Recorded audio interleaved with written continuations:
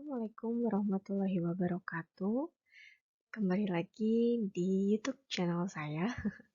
Pada kesempatan kali ini saya akan membahas mengenai satu materi PPM, yaitu pengolahan dan penyajian makanan dengan subtemanya yaitu mengenai sup. Nah, kali ini sup yang akan dibahas bukan sup Indonesia, melainkan sup kontinental. Ya, sebelum kita membahas lebih jauh, kita harus tahu dulu mengenai pengertian dari sup. Apa sih itu sup? Nah, ternyata sup ini berasal dari kata sup atau Prancis, dalam bahasa Prancis maksudnya, yang berarti bermacam-macam bahan makanan yang ditambahkan ke dalam kaldu atau cairan. Lalu, nah, jadi artinya apa?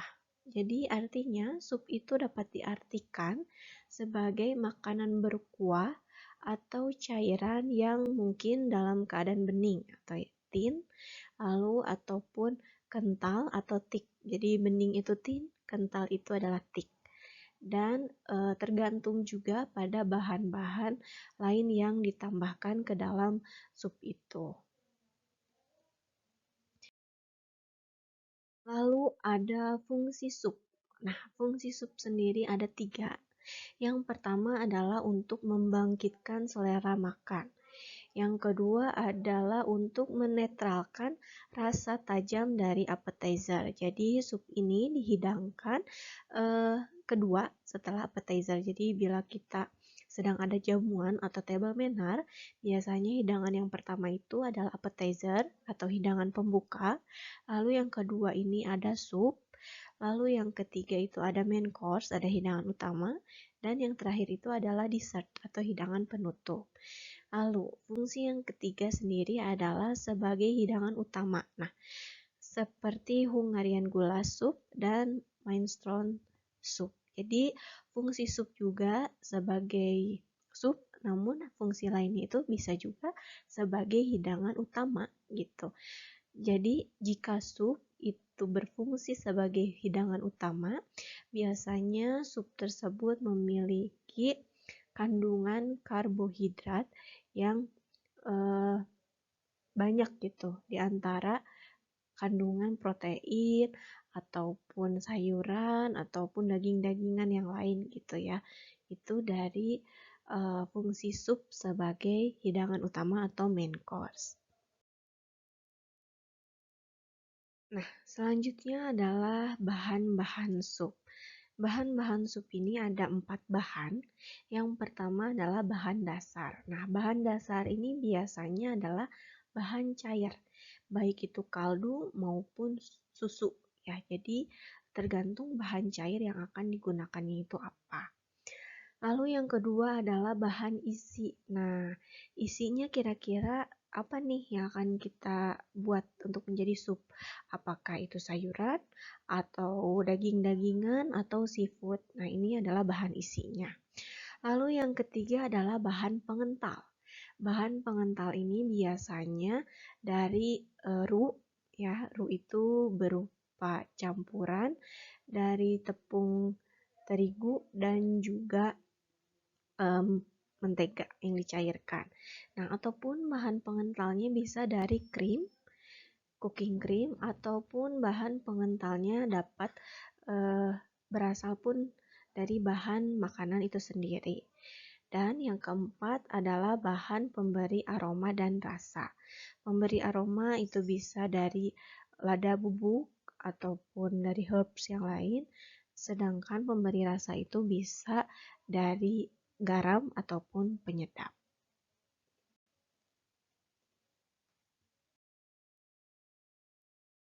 Nah, lalu ada hal yang harus diperhatikan saat kita akan membuat sup. Yang pertama adalah pakailah kaldu yang baik dan memiliki rasa yang kuat. Karena jika kita menggunakan kaldu yang tidak baik, itu akan mempengaruhi hasil akhir dari sup. Lalu yang kedua adalah kaldu harus bebas dari lemak, karena ini akan berpengaruh pada penampilan sup nantinya. Lalu yang ketiga, semua bahan dimasak dengan sempurna. Jadi jangan sampai bahan-bahan yang digunakan saat membuat sup itu tidak matang gitu, karena itu akan berpengaruh pada rasa sup itu sendiri. Lalu yang keempat adalah beri rasa secukupnya, jangan berlebihan. Jadi saat membuat sup itu harus dicicip ya sebelum dihidangkan apakah rasanya sudah pas atau kurang atau malah lebih gitu. Jadi jangan sampai supnya itu terasa asin saat dimakan. Lalu yang kelima, tepung dimasak kurang lebih 5 menit atau lebih. Jadi maksudnya tepung di sini adalah tepung yang digunakan sebagai bahan pengental atau sebagai roux. Jadi tepungnya itu memang harus dimasak dengan sempurna agar nanti bau tepungnya tidak akan terasa. Lalu yang keenam adalah padamkan api apabila akan menambahkan krim dalam sup. Nah, hal ini kenapa kita harus memadamkan api? Karena agar krim yang dimasukkan ke dalam sup ini tidak pecah gitu. Jadi nanti saat diaduk si krimnya akan bercampur dengan supnya dan menjadi penampilan yang cantik gitu ya. Jadi tidak ada bercak-bercak dari pecahan krim. Selanjutnya ada penggolongan sup. Nah, sup ini digolongkan menjadi 5 golongan. Yang pertama ada clear soup, yang kedua ada thick soup, yang ketiga ada cream soup, yang keempat ada puree soup, dan yang terakhir ada special soup. Nah, untuk kelima penggolongan sup ini akan kita bahas secara satu persatu gitu ya. Apa itu clear soup, apa itu thick soup, apa itu cream soup, puree, dan spesial. Itu akan kita bahas beserta contoh dari masing-masing penggolongan sup ini. Oke, yang pertama adalah clear soup. Nah, clear soup ini atau bisa juga disebut dengan tin soup ya. Jadi hati-hati antara membedakan tin soup dan thick soup ya. Kalau tin soup ini adalah nama lainnya gitu, adalah clear soup atau juga bisa disebut sup jernih, yaitu sup dengan menggunakan cairan dengan rasa dan aroma yang kuat tanpa menggunakan tepung atau bahan pengental lainnya. Jadi clear soup ini memang betul-betul pure dari kaldu gitu. Nah, hidangan yang termasuk ke dalam clear soup itu ada banyak sekali. Namun di sini contoh yang saya berikan yaitu yang pertama ada bouillon, lalu ada broth, dan yang ketiga ada konsom gitu. Selanjutnya ada thick soup. Nah, tadi tin soup, sekarang thick soup. Thick soup ini nama lainnya adalah sup kental, yaitu sup yang dibuat dengan menambahkan bahan pengental seperti roux ataupun kentang ataupun bahan yang mengandung zat tepung. Ya, jadi tadi ya bahan pengental juga sudah kita jelaskan. Bahan pengental itu bisa dari roux atau dari bahan yang digunakan saat membuat sup gitu. Lalu ada pun macam-macam sup yang termasuk ke dalam thick soup. Yang pertama ada paste soup dan yang kedua ada velouté soup. Nah, untuk velouté ini biasanya cairannya menggunakan kaldu. Lalu yang ketiga ada cream soup. Nah, cream soup ini adalah sup kental yang dibuat dari bahan dasar white roux. White roux itu adalah roux ya, yang prosesnya itu tidak begitu gosong pemasakannya. Jadi hanya atau sampai si tepungnya matang gitu. Yang ditambahkan milk atau besamel atau stok yang berasal dari sayuran, daging, ikan, maupun unggas dan dikentalkan dengan krim hasil akhirnya itu. Makanya dinamakan cream soup gitu. Jadi kalau misalnya kita menggunakan atau membuat sup menggunakan krim, itu otomatis termasuk ke dalam penggolongan cream soup.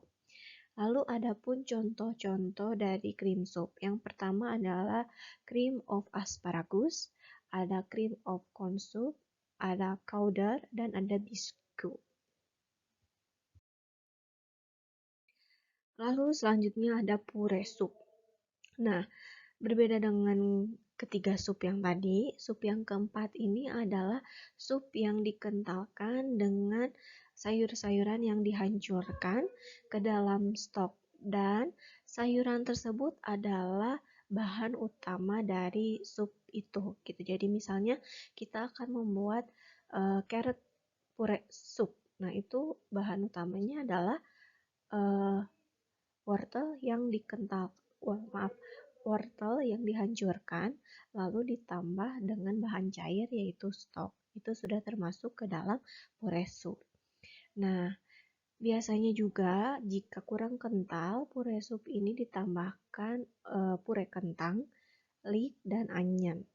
Adapun contoh dari corn soup, adapun contoh dari puree soup yaitu ada corn soup, ada green beans, dan ada potato puree soup. Dan sup yang terakhir adalah special soup. Special soup ini adalah sup yang terkenal pada suatu negara dan menjadi ciri khas dari negara tersebut. Nah, jenis sup ini dapat kental maupun jernih. Jadi penggolongannya itu tidak termasuk ke thick soup ataupun thin soup. Jadi special soup ini memang adalah sup yang dapat menjadikan identitas dari suatu tempat atau suatu negara. Misalnya, minestrone. Minestrone ini adalah sup yang berasal dari Italia. Lalu ada English broth. English broth ini berasal dari Inggris. Lalu ada mulligatawny. Nah, ini dari India. Lalu ada chokiliki. Ini dari Skotlandia. Lalu ada Gaspaco Andalus. Ini dari Spanyol.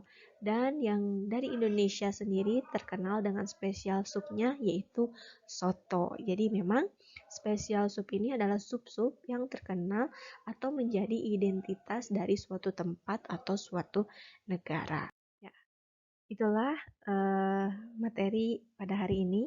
Materi yang ada di mata pelajaran PPM yaitu mengenai subkontinental. Nah, jadi kita review kembali, ternyata sup itu ada 5 penggolongannya. Ada thin soup, thick soup, clear soup, puree soup, dan juga special soup.